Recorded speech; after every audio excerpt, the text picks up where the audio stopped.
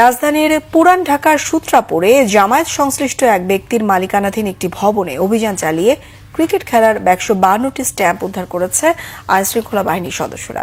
বেশ কয়েকটি বস্তায় ভরা ছিল এসব স্ট্যাম্প। এ বিষয়ে যথাযথ আইনি ব্যবস্থা নেওয়ার কথা জানিয়েছেন নির্বাহী ম্যাজিস্ট্রেট ও আইনশৃঙ্খলা বাহিনীর সদস্যরা। তবে এই ঘটনায় কেউ গ্রেফতার না হওয়ায় ক্ষোভ জানিয়েছেন স্থানীয়রা। আরও জানাচ্ছেন সৈকত সাদিক। পুরান ঢাকার সূত্রাপুরের কাঠেরপুল এলাকায় তনুগঞ্জ লেনে কলি টাওয়ার ৪৪ নম্বর ওয়ার্ডের 10তলা ভবনটিতে Cosmopolitan school and college, restaurant সহ অন্যান্য প্রতিষ্ঠান রয়েছে। এই ভবনটিতে আসন্ন জাতীয় সংসদ নির্বাচনের ভোট কেন্দ্র রয়েছে।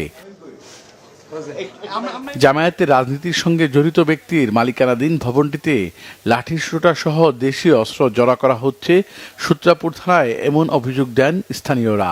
সেই অভিযোগের প্রেক্ষিতে বুধবার দিবাগত রাতে অভিযান চালায় আইনশৃঙ্খলা বাহিনী। নির্বাহী ম্যাজিস্ট্রেট স্থানীয় প্রতিনিধিদের উপস্থিতিতে অভিযান চালায় পুলিশ। পরে কয়েকটি বস্তায় উদ্ধার করা হয় ক্রিকেট খেলার স্টাম্প ও লাঠি। থানা পুলিশ থেকে আমরা এখানে আসছিলাম, আসার পরে আমরা এই টোটাল লোকাল স্থানীয় সাক্ষীদের সামনে আমরা পুরো বিল্ডিংটা সার্চ করেছি। আমাদের সাথে ম্যাজিস্ট্রেট সাহেবও ছিলেন। সার্চ করে আমরা কিছু স্টাম্প পেয়েছি, এগুলো বিধি মোতাবেক ব্যবস্থা নিয়ে এগুলো আমরা উদ্ধার করেছি। নির্বাচনকালীন সময়ে আইনশৃঙ্খলা পরিস্থিতি বিবেচনায় নিয়ে এই অভিযান চলে বলে জানান নির্বাহী ম্যাজিস্ট্রেট। বিধি অনুযায়ী ব্যবস্থা নেওয়ার কথাও উল্লেখ করেন তিনি। কিছু স্ট্যাম্প পাইছি। আপনি যেটা বললেন কয়টা স্ট্যাম্প, আমরা যেহেতু জব্দ তালিকাতে এটা গোনা হয়েছে, এটা 152টা স্ট্যাম্প পাইছি আমরা, এটাই। আর হচ্ছে কি যে ওনাদের উপস্থিতিতে আমরা আর কোনো কিছু পাই নাই, এটা আমরা জব্দ করে নিয়ে যাচ্ছি। ওনাদের এটাতে আসলে ইয়া করার কিছু নাই, আমরা জাস্ট জব্দ নিয়ে নিয়েছি এবং ওনাকে ওয়ার্ন করছি কি যে যেহেতু নির্বাচনী সময় এরকম যেন ঘটনা না ঘটে।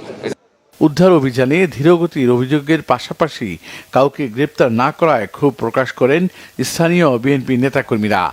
তো এখানে 6 তলায় মেবি আপনার ওই জাকসুর একটা অফিস আছে, ওটা তালাবদ্ধ ছিল, ওইটা তালা খুলে তারপরে আপনার ভিতরে ঢুকে ওইটা বারান্দার ভিতরে ব্যাগের ভিতর মানে আপনার ওই যে প্লাস্টিকের যে বস্তাগুলি আছে এই বস্তার ভিতরে স্ট্যাম্প খুব সুন্দর করে বাঁধা ছিল।